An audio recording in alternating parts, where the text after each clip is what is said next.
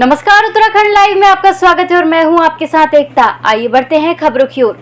मुख्यमंत्री पुष्कर सिंह धामी हाल के दिनों में दिल्ली में प्रधानमंत्री नरेंद्र मोदी से मिले थे और उन्होंने जीएसटी प्रतिपूर्ति, प्रदेश की हाइड्रो बिजली परियोजनाओं को लेकर राज्य की चिंताएं जाहिर की थी, जिसको लेकर मुख्यमंत्री पुष्कर सिंह धामी ने मीडिया से रूबरू होते हुए बताया है कि केंद्र सरकार ने सकारात्मक आश्वासन दिया है और उत्तराखंड को प्रधानमंत्री नरेंद्र मोदी का सहयोग हमेशा से ही मिलता आया है। ऐसे में उनके अनुसार उत्तराखंड के साथ किसी भी तरह से नाइंसाफी नहीं होने दी जाएगी।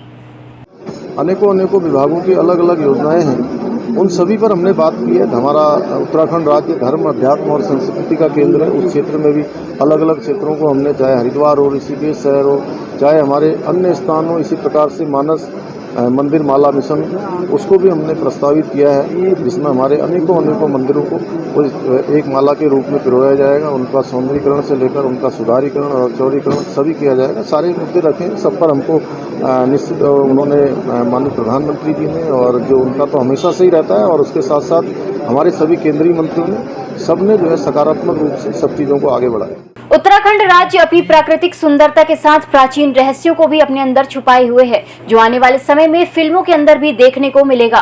सूबे के पर्यटन मंत्री सतपाल महाराज ने कहा कि गोडसे के बाद उत्तरकाशी में प्राचीन वृतांतली को भव्य रूप देने का काम किया गया है, जो आने वाले समय में फिल्मों के अंदर भी देखने को मिलेगा। उन्होंने कहा कि उनकी सरकार की कोशिश उत्तराखंड को फिल्मी हब बनाने की है। यहाँ ऐसा कार्य करने की योजना है जिससे उत्तराखंड में पर्यटन और ज्यादा बढ़ सके और यहाँ के लोगों को पर्यटन रोजगार से जोड़ा जा सके। अभी डेवलप किया है और गौरसों के साथ साथ गरतांग गली को डेवलप किया है।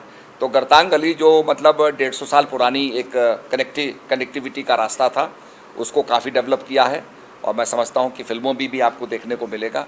तो निश्चित रूप में हम चाहते हैं कि हमारा उत्तराखंड फिल्म हम बने। काफ़ी हमने बॉलीवुड को, हमारी जो कहानियाँ हैं, जैसे नैन सिंह रावत जी की कहानी है, जिन्होंने तिब्बत की लंबाई को नापा, दूरी को नापा, तो इस प्रकार की जो कहानियाँ हमारे फोकलोर्स हैं वो हम बॉलीवुड को देना चाहते हैं और उन्हें लुभाना चाहते हैं, आकर्षित करना चाहते हैं कि हमारे उत्तराखंड में आकर के उत्तराखंड को एक चॉइसेस्ट फिल्म डेस्टिनेशन बनाए। हरिद्वार के आम आदमियों को फोन पर ठगने वाले शातिर ठगों के हौसले अब इस कदर बुलंद हो गए हैं कि वो अब जुडिशरी से जुड़े लोगों से भी ठगी करने से गुरेज नहीं कर रहे हैं। ताजा घटना हरिद्वार की रोशनाबाद कोर्ट में एडीजे तृतीय के साथ हुई है। एडीजे से हाई कोर्ट के जज के नाम पर 1.5 लाख की ठगी का मामला सामने आया है, जिसके बाद सिडकुल पुलिस ने मुकदमा दर्ज कर मामले की जाँच पड़ताल शुरू कर दी है। उत्तराखंड बीजेपी की धामी सरकार 30 जून को अपनी सरकार के 100 दिन का कार्यकाल पूरा कर रही है। सरकार के इसी कार्यकाल को बीजेपी उपलब्धियों भरा मान रही है। बीजेपी के प्रदेश प्रवक्ता विनोद सुयाल ने कहा कि सरकार ने इन 100 दिनों में जनता की उम्मीदों के अनुरूप विकास के कार्य किए हैं।